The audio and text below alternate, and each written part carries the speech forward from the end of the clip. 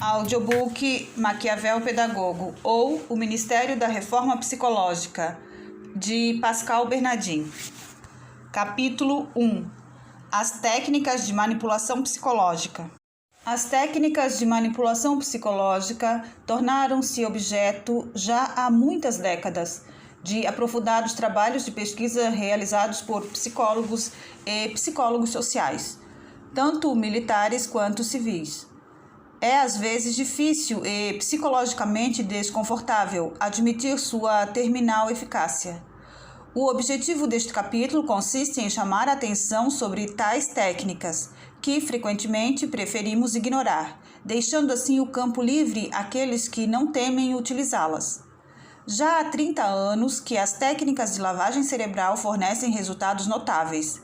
Desde então, elas têm passado por significativos aperfeiçoamentos e, atualmente, são ensinadas nos IUFMS de maneira semivelada. Ainda que brevemente trataremos de apresentá-las aqui, pois elas nos permitem perceber os verdadeiros riscos por trás da querela dos IUMFS e da introdução dos métodos pedagógicos ativos. Tais técnicas apoiam-se essencialmente sobre o behaviorismo e a psicologia do engajamento. A submissão à autoridade. Em uma série de experiências célebres, o professor Stanley Milgram evidenciou de maneira espetacular o papel da submissão à autoridade no comportamento humano. Milgram repetiu suas experiências com 300 mil pessoas, experiências estas que foram reproduzidas em numerosos países. Os resultados obtidos são indiscutíveis. A experiência de base envolve 3 pessoas: o pesquisador, um suposto aluno que na verdade é colaborador do pesquisador, e o verdadeiro objeto da experiência, o professor. A experiência pretende supostamente determinar a influência das punições no aprendizado. O professor deve então mostrar ao suposto estudante extensas listas de palavras e, em seguida, testar sua memória. Em caso de erro, uma punição precisa ser imposta ao colaborador. O objetivo da experiência ignora naturalmente o status real do colaborador e crê que este, como ele próprio, não tem qualquer relação com a organização da experiência.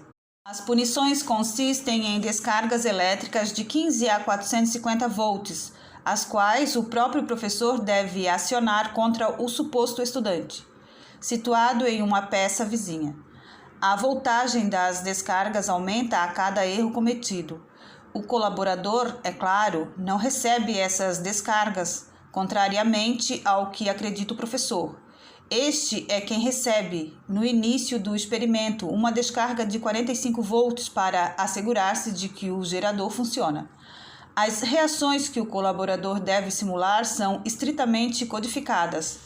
A 75 volts começa a murmurar. A 120 volts ele reclama.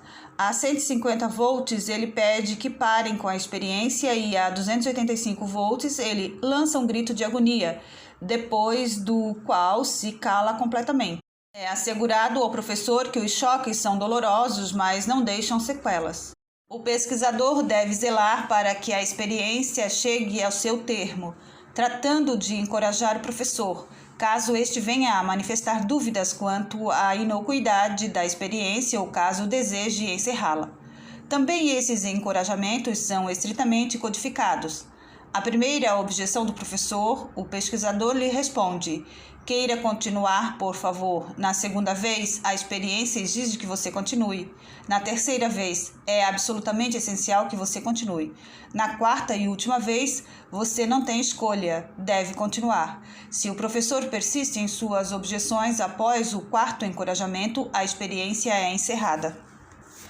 O resultado da experiência é espantoso. Mais de 60% dos professores levam-na até o final, mesmo convencidos de que estão realmente administrando correntes de 450 volts. Em alguns países, a taxa chega a alcançar 85%. É preciso acrescentar que a experiência é extremamente penosa para os professores e que eles vivenciam uma forte pressão psicológica, mas seguem, não obstante, até o fim. Há algo, porém, ainda mais inquietante, no caso de o professor limitar-se a simplesmente ler a lista de palavras, enquanto as descargas são enviadas por outra pessoa. Mais de 90% dos professores chegam a concluir integralmente a experiência. Assim, uma organização cuja operação é setorizada pode se tornar um cego e terminal mecanismo. Abre aspas. Esta é talvez a lição fundamental de nosso estudo. O comum dos mortais, realizando simplesmente seu trabalho, sem qualquer hostilidade particular, pode se tornar o agente de um processo de destruição terrível. Fecha aspas. Houve quem considerasse a hipótese de que, em tais experimentos, os professores davam livre curso a pulsões sádicas. Mas essa hipótese é falsa. Se o pesquisador se afasta ou deixa o local de experiência, o professor logo diminui a voltagem das descargas. Quando podem escolher livremente a voltagem, a maioria dos professores emite a voltagem mais baixa possível. A autoridade do pesquisador é um fator fundamental. Se já de início o colaborador pede que o pesquisador troque de lugar consigo, encorajando em seguida o professor a continuar a experiência, agora sobre o pesquisador suas recomendações não têm efeito, uma vez que ele não está investido de qualquer autoridade. Quando a experiência envolve dois professores, um dos quais, atuando em colaboração com o pesquisador, abandona precocemente a experiência, em 90% dos casos, o outro professor segue-lhe o exemplo. Finalmente, e é isto que mais chama a atenção, nenhum professor tenta deter a experiência ou denunciar o pesquisador. A submissão à autoridade é, portanto, muito mais profunda do que aquilo que os percentuais acima sugerem. A contestação se mantém socialmente aceitável.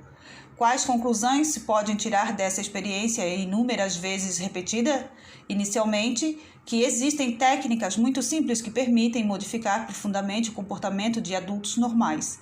Em seguida, que essas técnicas podem ser e são objeto de estudos científicos aprofundados. Enfim, que seria bastante surpreendente que tais trabalhos fossem executados por mero amor à ciência, sem qualquer aplicação prática.